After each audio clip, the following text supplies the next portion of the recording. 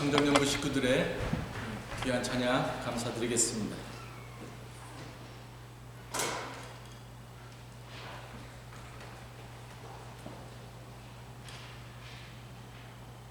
지난 수요일이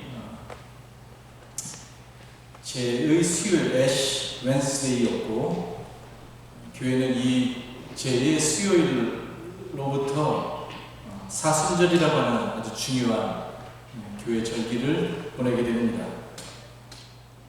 사순절은 제2의 수요일부터 부활절 전날까지 총 40일의 기간을 말합니다.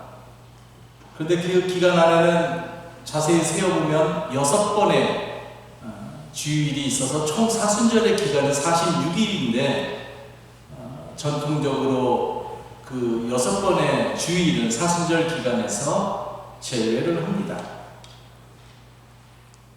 조금 전에 말씀드렸듯이 사순절은 제2의 수요일부터 시작하는데, 제2의 수요일이라고 하는 이 아주 독특한 이름은 작년에 종려주일에 사용한 종려나무 가지를 태운 그 나무 가지 재를 이마에 십자가 모양으로 긋는 의식을 전통적으로 행한 데서 그 이름이 유래했습니다. 재를 이마에 십자가 모양으로 긋는다는 것은 다른 것이 아니라 흙으로부터 만들어진 우리 인간이 결국에는 한중 재로 돌아간다는 것을 상징적으로 보여주는 것을 말합니다. 창세기 3장 19절에서도 너는 흙이니 흙으로 돌아갈 것이니라 하시니라 하는 말씀이 있는 것을 보게 됩니다.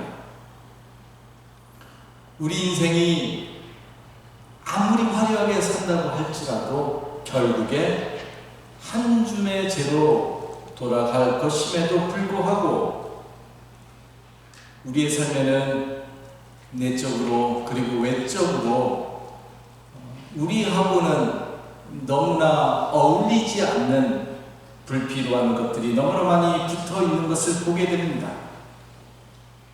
그래서 우리가 세상을 살아가면서 그것이 무엇인가 하는 것을 깊이 들여다보는 것이 대단히 중요합니다.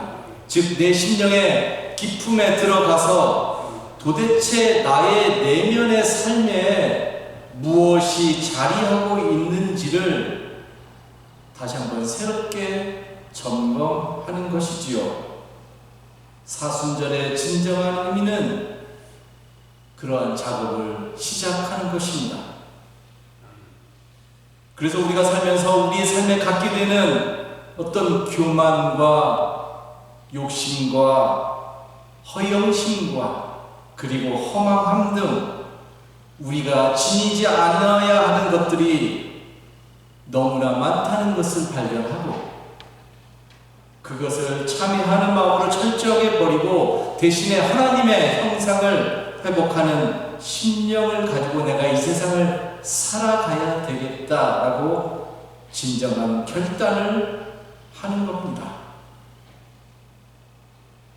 그래서 사순절 기간에 여러분들의 삶 속에 진정한 신앙적인 결단, 진정한 참회를 통한 새로움과 정화의 역사가 풍성하게 일어나게 되기를 간절히 바라겠습니다.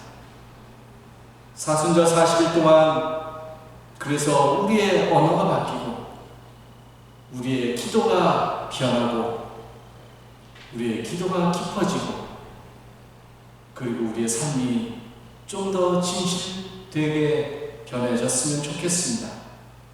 우리의 성격과 우리의 표정과 우리의 언어와 그리고 우리의 내면의 삶이 하나님이 보시기에 기뻐하는 모습으로 변화되는 그런 기적이 이 사순절 기간에 일어나게 되기를 간절히 소망합니다.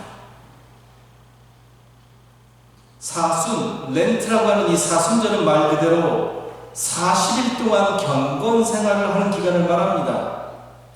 성경에서 40이라고 하는 숫자는 대단한 상징성을 지니는 숫자로서 역사가 바뀌고 그리고 무엇인가 기대하지 못했던 큰 변화가 일어나는 시간을 말합니다. 무엇인가를 이루기 위해서 우리들의 삶에 절대적으로 필요한 그 충만한 시간, 이 시간을 밝혀서 성경은 40이라고 하는 숫자를 사용해서 우리들에게 전해주고 있습니다. 몇 가지 예를 들면 이러합니다. 노아의 홍수는 40일 동안 주야로 일어났습니다. 하나님께서 세상을 심판하고 그리고 새로운 세상을 열어 가시는데 40일이 걸렸다는 말입니다. 이스라엘 백성은 광야에서 40년을 생활했습니다. 이집트의 종살이에서 벗어나서 가나안 땅으로 들어가기 전에 그들은 하나님의 백성으로서 거듭나기 위해서 광야에서 40년 동안이나 훈련을 받아야 했다는 말입니다. 모세가 시내산에 올라가서 하나님을 만나게 되는데 그가 시내산에서 하나님을 만나기 위해서 기다렸던 시간이 40일이었습니다. 하나님을 만나서 시내산에서 계약을 맺고 이스라엘 백성이 하나님의 계약의 백성이라고 하는 아주 귀한 정체성을 받는데 40일이 걸렸다는 말입니다. 예수님께서 공생애를 시작하시면서 광야에서 금식으로 기도하시면서 시간을 보내시는데 그 기간이 40일이었습니다. 예수님은 하나님의 아들로 이 땅에 오셔서 이제 하나님의 나라의 운동을 펼치시게 되는데 그것을 위해서 마지막으로 기도하시면서 준비하신 시간이 성경은 40일이었다고 말하는 겁니다. 여러분 보다시피 우연이 아니지요. 전부 숫자 40이 쓰여졌습니다. 39도 아니고 41도 아니고 40이라고 하는 숫자가 쓰여졌습니다. 그래서 우리가 40이라고 하는 숫자를 상징적인 숫자라고 말을 하는 겁니다. 그러니까 40일을 그냥 문자적으로 볼 것이 아니라 40이라고 하는 숫자를 통해서 성경의 저자가 궁극적으로 말하고자 하는 그 신앙의 깊음의 세계가 무엇인가를 우리가 깊이 들여다볼 수 있어야 한다는 말입니다. 오늘 우리가 열왕기상 19장에 나와 있는 말씀을 읽었는데 엘리야 선지자 이야기입니다. 그런데 이 엘리야 선지자가 광야를 40일 동안 걷게 됩니다.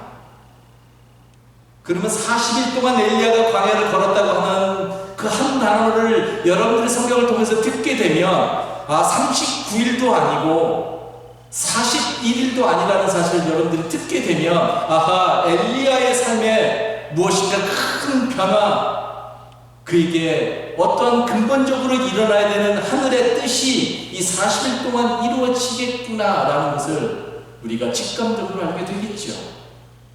그래서 엘리야가 걸어간 40일의 그 광야의 길에 담긴 깊은 의미가 무엇인지를 오늘 말씀을 통해서 그리고 다음 주까지 여러분과 나누려고 합니다. 여러분 성경에서 가장 위대한 선지자 한 사람을 뽑으라고 한다면 우리는 주저함 없이 엘리야를 뽑게 됩니다.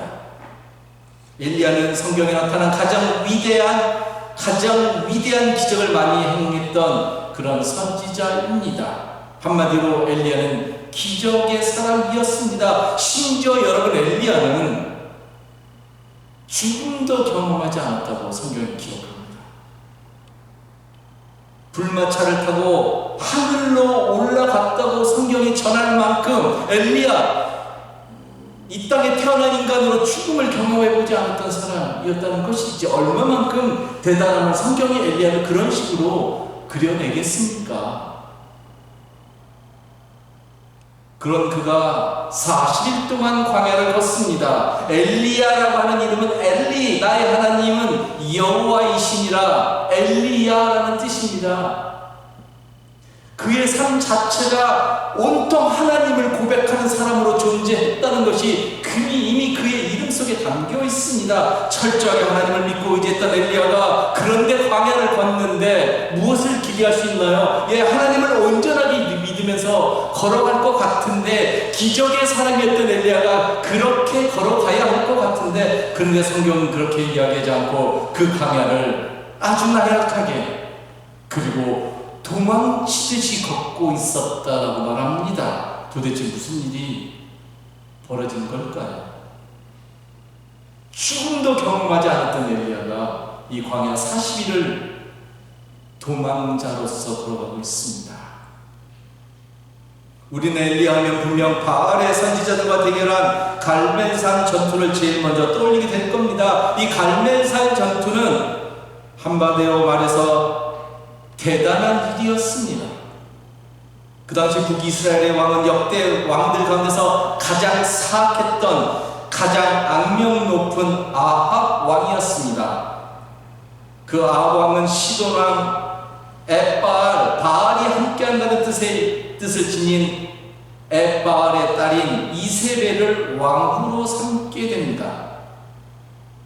이세벨은 바알 신앙을 이스라엘에 보급시켜서 왕과 신하들과 온 국민들에게까지 바알 신을 강요했고, 종국에는 야훼 하나님 신앙을 말살하려는 계략을 품었던 아주 사악하고 아주 위험한 인물이었습니다. 아합이 이미 이세벨과 결혼했다는 것 자체가 비극의 시작이었던 것이지요. 이 이세벨이 우상숭배 사자들이었던 바알 선지자, 바알의 선지자 450명을 데리고 와서 엘리야와 대결을 하게 되지요. 그리고 엘리야는 이 갈멜산 전투에서 1대 450과 싸워서 완벽한 승리를 거두게 되고 바알의 선지자들을 모두 처단하게 됩니다.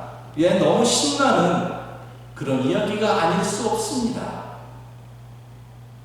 여러분, 엘리야가 이 갈멜산 전투에서 마지막으로 혼신의 힘을 다해서 드린 그 엘리야의 그 단독자로서 하나님 앞에 드렸던 그 기도, 여러분 생각해 보십시오. 450명이나 되는 바알의 선지자들이 엘리야를 둘러싸고 있는데, 엘리야가 하늘에 계신 야훼 하나님을 향해서 그가 마지막으로 드린 그 기도는 지금 읽어도 우리의 가슴을 크게 울리고는 합니다.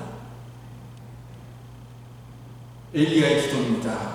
아브라함과 이삭과 이스라엘을 돌보신 주 하나님, 주님이 이스라엘의 하나님이시고 나는 주의 종이며 내가 오직 주의 말씀대로만 이 모든 일을 하고 있다는 것을 오늘 저들이 알게 하여 주십시오. 주님, 응답하여 주십시오. 응답하여 주십시오. 이 백성으로 하여금 주님이 주 하나님이시며 그들의 마음을 돌이키게 하시는 주님이심을 알게 하여 주십시오. 이게 엘리야가 갈멜산 전투에서 450명의 바알의 선지자들 앞에서 드렸던 그의 기도였습니다. 그런데 여러분, 이 갈멜산 전투의 이 완벽한 승리 이후에 우리가 도저히 이해할 수 없는 일이 발생합니다.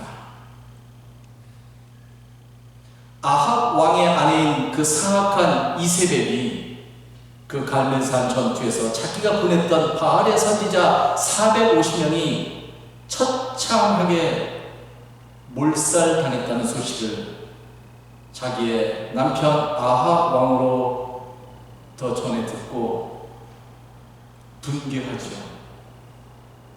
그래서 반드시 엘리야를 잡아서 죽여서 복수하겠다고 하자 이 이야기를 전해 들은 엘리야가 갑자기 두려움에 빠져서 무너져서 도망치기 시작한 것이었습니다.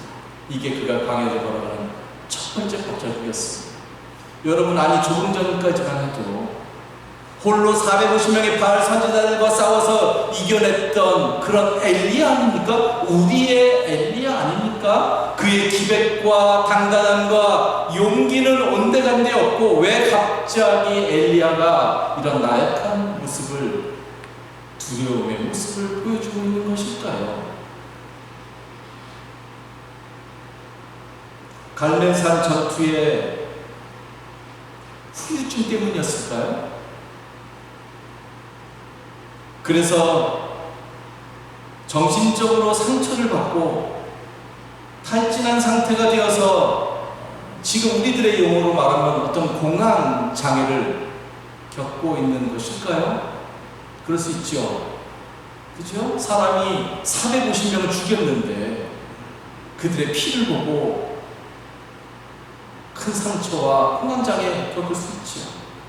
아니면 엘리야 자신의 어떤 숨겨진 어떤 내면의 어떤 함몰로 깊은 구덩이 속으로 빠진 것일까요? 이것은 현대 심리학에서는 The Sinkhole Syndrome이라고 합니다. Sinkhole, 깊은 구덩이에 빠지는 그런 신드롬, 증상, 증후군. 왜 엘리야가 이런 반응을 일으켰는지 우리는 정확하게 알 수 없지만 분명한 것 한 가지는 지금 엘리야는 심리적으로 크게 변화를 겪고 있다는 사실입니다. 이 부분을 그래서 우리는 이해하기가 쉽지 않아요. 그런데 우리의 삶을 들여다보면 우리의 삶 속에서도 이런 일들은 얼마든지 일어날 수 있다는 것을 또한 우리가 이해할 수 있어요. 여러분, 우리도 살면서 사람이 갑작스럽게 변화되는 것을 경험할 때가 있습니다. 제가 작년에 한국에 나갔을 때에 너무나 건강한 모습으로 목회를 하시던 우리 미국에서 목회했죠, 그분은. 그 선배 목사님을 제가 한국에 나갔을 때 만났습니다. 그 선배 목사님이 한 5, 6년 전에 미국에 목회를 접고 이제 한국에 들어가서 다시 목회를 하시기 위해서 들어가셨어요. 그 선배 목사님이 한국에 들어가서 무슨 일을 겪었는지는 잘 모르지만 제가 만났을 때는 깊은 우울증과 그리고 어떤 뭐라고 정확하게 표현할 수는 없지만 조울증 비슷한 증상으로 너무나 고생하고 있는 것을 보게 되었습니다. 불과 몇 년 전만 해도 연애 때마다 해마다 미국에 가서 만났던 그 모습하고는 완전히 180도 다른, 이제는 말도 어눌하고 그리고 얼굴빛도 너무너무 검작작하고 그리고 바깥의 겉의 모습도 건강한 모습이 아닌, 딱 봐도 누가 봐도 정상적인 사람이라고는 볼 수 없는 그런 병자의 모습처럼 도저히 믿기지 않는, 내가 알고 있는 그 진짜 선배 목사님인가 하는 정도로 변해 있었습니다. 그럴 수 있죠. 지금 엘리야가 바로 그와 같이 됐다는 겁니다. 정확한 이유는 알 수 없지만 엘리야가 변했습니다. 용기를 잃어버렸고 의욕도 잃고 피해의식도 있었고 너무나 겁쟁이의 모습으로 오늘을 살아가고 있었다는 말입니다. 그래서 엘리야가 하나님 앞에 이렇게 기도를 합니다. 자신은 홀로 광야로 들어가서 하루 길을 더 걸어 어떤 로뎀 나무 아래로 가서 거기에 앉아서 죽기를 간청하며 기도하였다. 주님, 이제는 더 바랄 것이 없습니다. 나의 목숨을 거두어 주십시오. 나는 내 조상보다 조금 더 나을 것이 없습니다. 라고 기도를 합니다. 여러분들, 광야 그 로뎀 나무 밑에서, 그 가시나무 같은 그 앙상한 나무 밑에서 엘리야가 드렸던 마지막 기도는 자기를 죽여달라는 거였습니다. 여러분, 조금 전에 갈멜산 전투에서 엘리야가 기도했던 그 웅장한 기도의 모습을 기억하십니까? 바알의 선지자들 앞에서 용기를 가지고 웅장하게 기도했던 엘리야의 모습이라고는 전혀 믿기지 않는 너무나 나약한 엘리야의 모습을 보게 됩니다. 한마디로 죽고 싶다는 겁니다. 그러한 기도를 하면서 엘리야가 광야에서 40일을 걸었다는 겁니다. 40일 40일을 걸은 것이 너무 다행이죠. 그죠?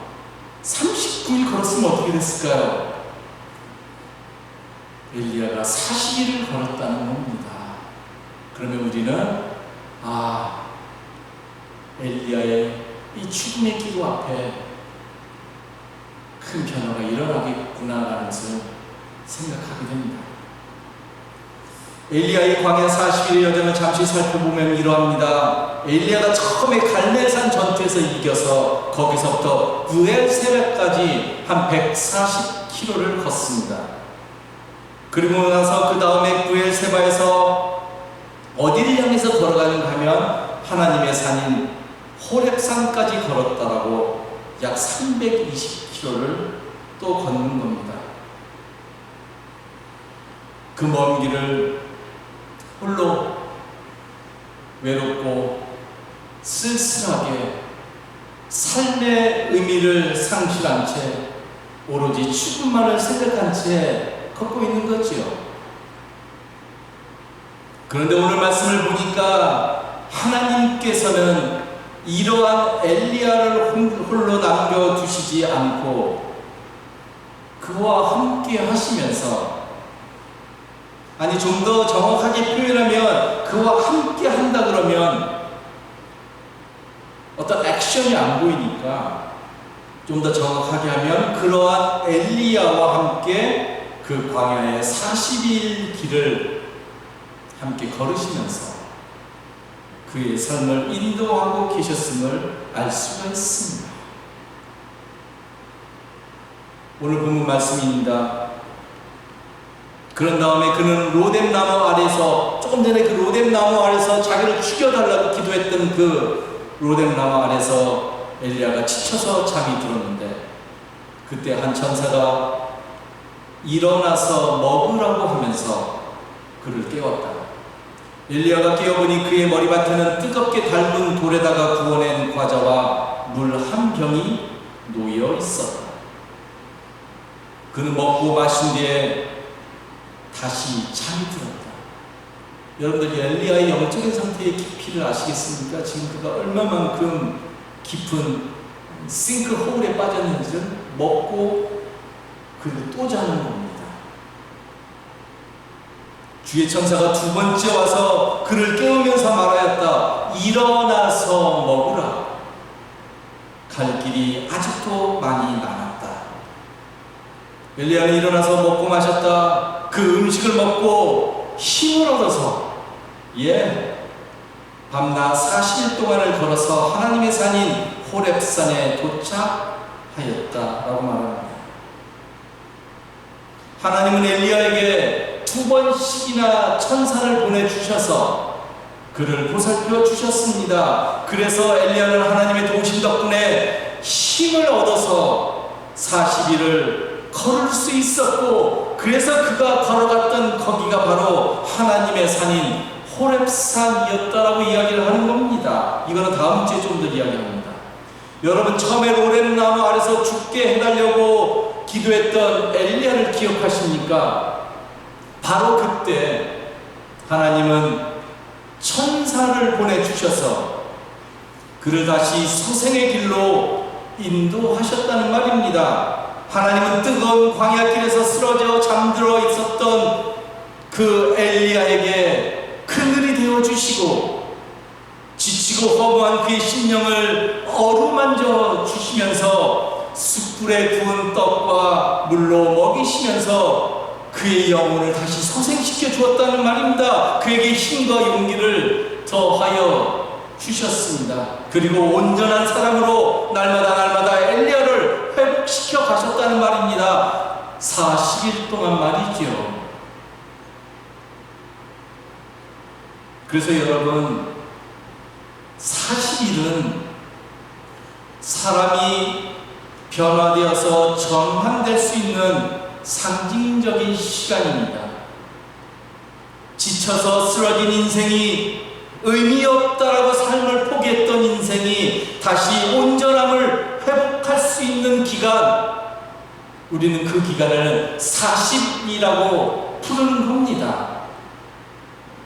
옛 습관을 벗어나서 새로운 시작으로 나아가는 가능성의 기간이 40일이고요. 잃어버렸던 자아를 온전하게 회복하는, 하나님의 잃어버린 형상을 온전하게 회복하는 것, 그 기간이 40일이라는 말입니다. 그렇다면 여러분의 삶에서 무엇이 변화되기를 소망하십니까? 무엇이 진짜 변화되기를 소망하십니까? 이제 사순절이 시작되었습니다. 이 사순절을, 그래서 이 사순절의 40일을 여러분들에게 정성스럽게 선물하시기 바랍니다. 내 자신에게 이 40일을 정성스럽게 선물하는 그런 사순절이 되었으면 좋겠습니다. 그리고 하나님의 인도하심을 의지하면서 나와 함께 살아가시고 나와 함께 걸어가시는 그 하나님을 의지하면서 이제 이 사순절의 여정을 우리 함께 떠납시다. 그 길에서 분명 하나님은 우리와 함께 걸으시면서 우리가 쓰러진다 할지라도 우리를 받아주시고 일으키시고 우리를 인도하시고, 그리고 우리를 하나님의 사람으로 온전하게 회복시키시고 변화시켜 주실 것으로 믿습니다. 사순절의 이러한 기적이 오늘 예배하는 여러분들의 삶에 충만하게 일어나기를 다시 한번 간절히 기도하겠습니다. 기도합니다.